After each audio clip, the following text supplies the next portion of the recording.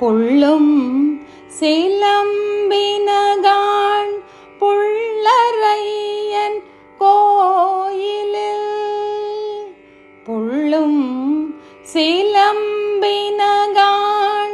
புள்ளரையன் கோயிலில் வெள்ளை விரிசெங்கின் பேரரவம் கேட்டிலையோ பிள்ளாய் எழுந்திராய்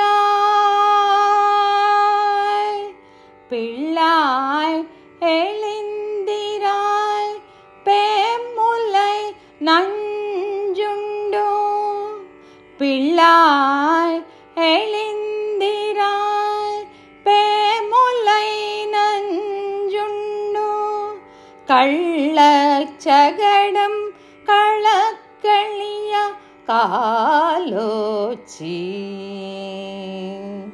வெள்ள தரவிரில் தூயி மலர்ந்த வீத்தினை உள்ளத்து கொன்று முனிவரல்களும்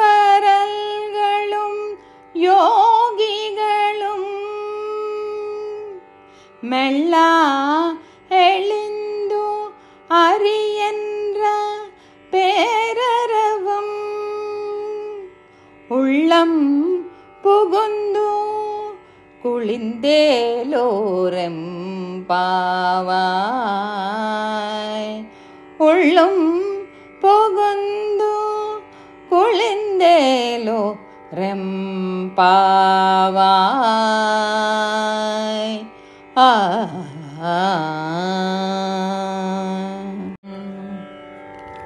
పులుగుగుమి కిల కిలలు మురహరుని కోవెలలో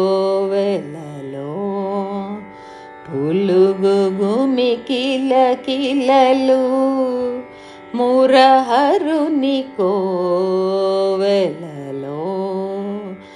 వెలువడు ఘనశంఖపు పెనుఘోషలు వినలేదా ఓయమ్మా నిదురలేవమ్మా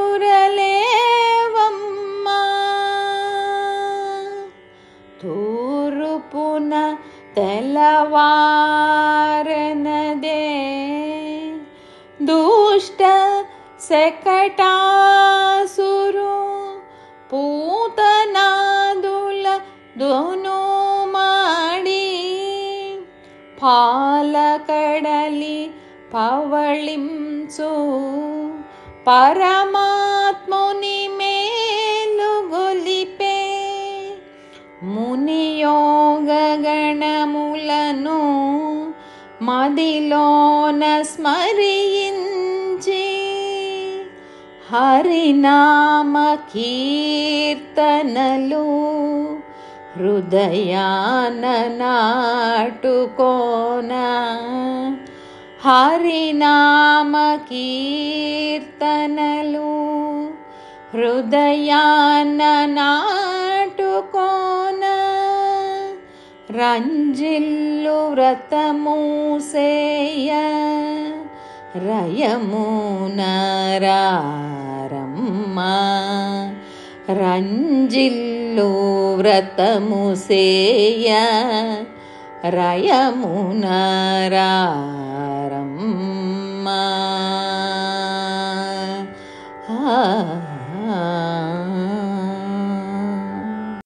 ఓం అస్మద్గురుభ్యో నమః. శ్రీమతే రామానుజాయ నమః.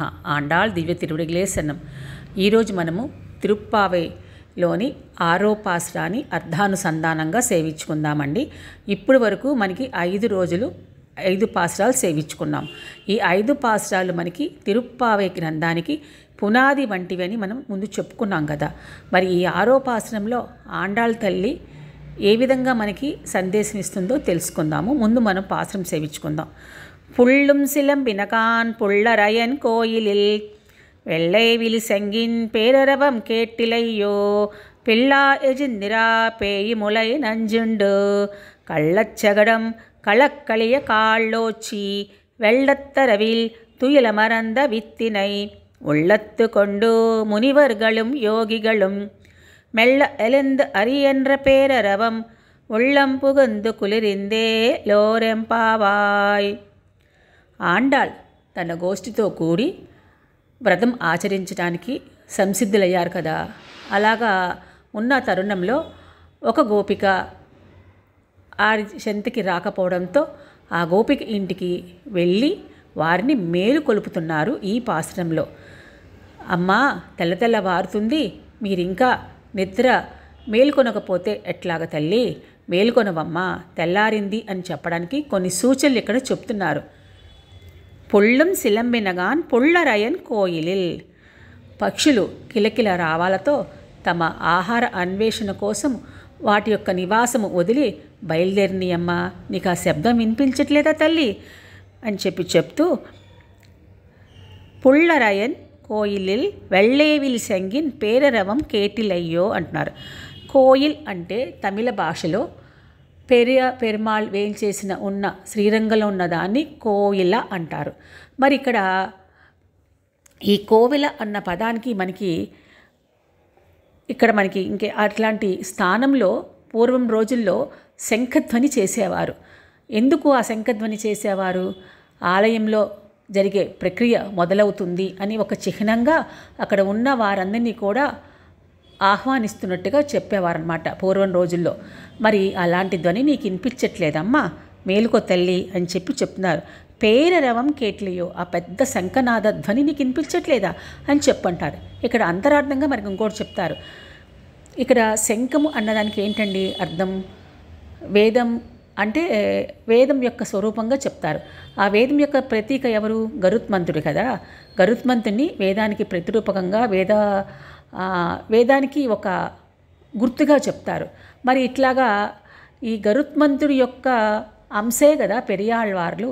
ఆ పెరియాళ్వార్ల యొక్క గారాలు పట్టి కదా ఆండాళ్ తల్లి. ఇందాక మనం పక్షుల గురించి చెప్పుకున్నాం. పక్షులు అంటే ఏంటండి? ఆచార్యుల కింద చెప్తారు కదా అంతరార్థంగా. అంటే వాటికి 2 రెక్కలు ఉంటాయి పక్షులకి. అలాగా ఇక్కడ ఆచార్యులతో ఎలా పోలుస్తారండి పక్షుల్ని అంటే, ఈ ఆచార్యులు అనేవారు కూడా జ్ఞానం అనుష్ఠానం అనే 2 రెక్కలని చెప్తారు. అంటే ఆచార్యులు అందించే జ్ఞానము ఆ యొక్క శిష్యులు స్వీకరించి అనుష్ఠానం ద్వారా వారు మంచి మార్గాన నడుస్తారు అని మనకి ఒక దిశగా పెద్దలు చెప్తారు కదా. మరి ఇక్కడ వేదంకి ప్రతీకగా గరుడాళ్వార్ని చెప్పినప్పుడు ఆ యొక్క గరుడాళ్వార్ అంశే పెరియాళ్వారుగా అవతరించారు శ్రీవల్లి పుత్తూరులో.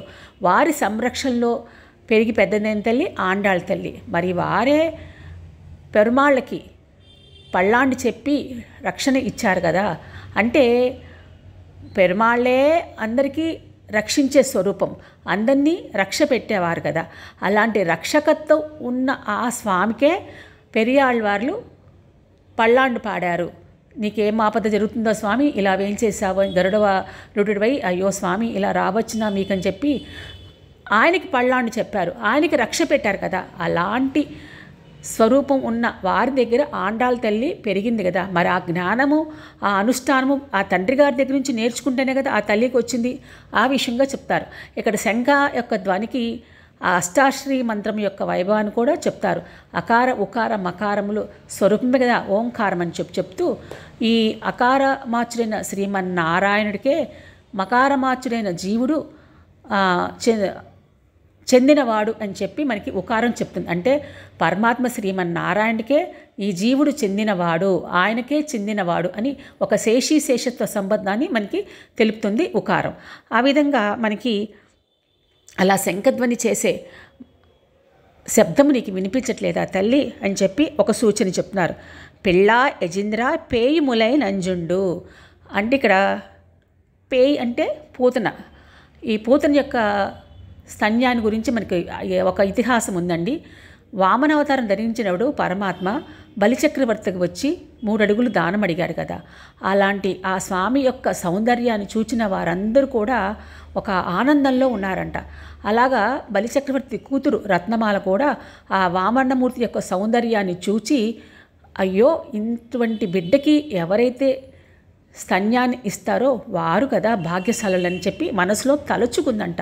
ఆ తలంపుని గ్రహించిన వామనుడు ఒక చిరునవ్వు నవ్వి ఉన్నాడట. ఆ తర్వాత వామనుడు బలిచక్రవర్తి వద్ద 3 అడుగులు దానం తీసుకొని ఆ తర్వాత బలిని పాతాళానికి పంపించాడు కదా. ఆ సమయంలో మళ్ళీ రత్నమాల అనుకుందంట, ఇలాంటి వాడికి స్తన్యం కాదు ఇవ్వాల్సింది, విషం ఇవ్వాలి అని చెప్పి మనసులో అనుకుందంట.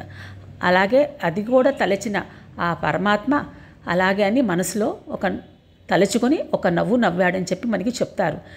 అలాగా ఆ రత్నమాలే ఈ కృష్ణావతారంలో పూతనగా వేయించేసి ఆ యొక్క స్వామికి కృష్ణుడికి తన స్తన్యాన్ని అందించింది.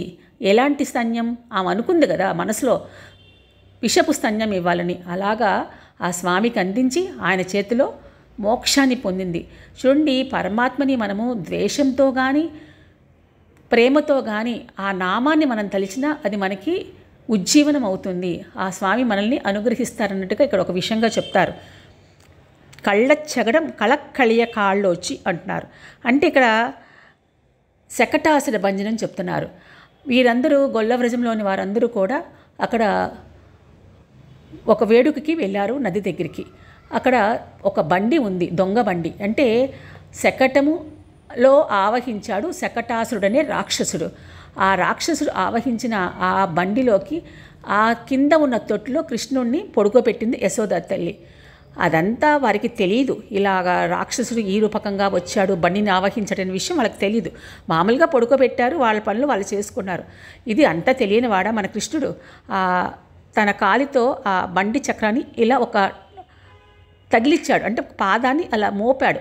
మోపడం అంటే బలంగా కాదు, పసిబిడ్డ ప్రాణ ఎంత ఉంటుందండి ఆ అరికాలలో, ఆ అరికాల్ని అలాగా తగిలిచ్చాడు. ఆ తగిలించిన దానికే ఆ చక్రానికి అంటిపెట్టుకున్న ఆ శకటములో ఉన్న రాక్షసుడు అంత ఎత్తున ఆకాశానికి ఎగిరి మరణించాడు అని మనకి చెప్తారు.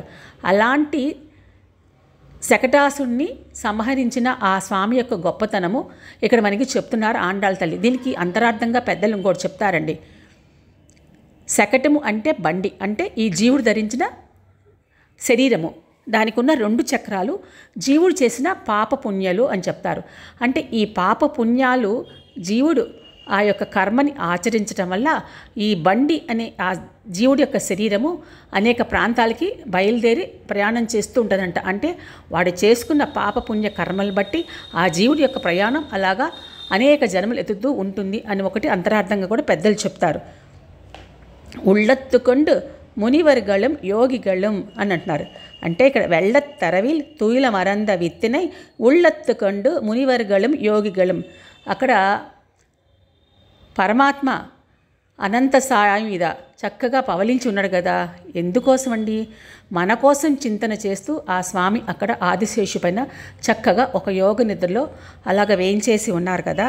అలాంటి స్వరూపాన్ని అక్కడ ఉన్న మునులు యోగులు చక్కగా తలుచుకుంటూ హరి హరి హరి అని నెమ్మదిగా గర్భం దాల్చిన స్త్రీ తన కడుపులో ఉన్న శిశువుకి ఎటువంటి ఆపద రాకుండా ఎంత నెమ్మదిగా లెగుస్తుందో అలాగా హరినామస్మరణ చేసుకుంటూ అక్కడ వారందరూ కూడా ఆ హరి యొక్క సంకీర్తన చేసుకుంటూ నెమ్మదిగా లేచారు. అలాగ మనం నిద్ర లేచేటప్పుడు కూడా హరినామ సంకీర్తన చేసుకుంటూ మేల్కొనాలన్నట్టుగా మనకి ఇక్కడ చెప్తున్నారు. వెళ్ళ ఎలిందు అరియన్ర పేరరవం ఉళ్ళం పుగందు కులిరిందే ఏ లోరుం బావాయ్ అంటున్నారు.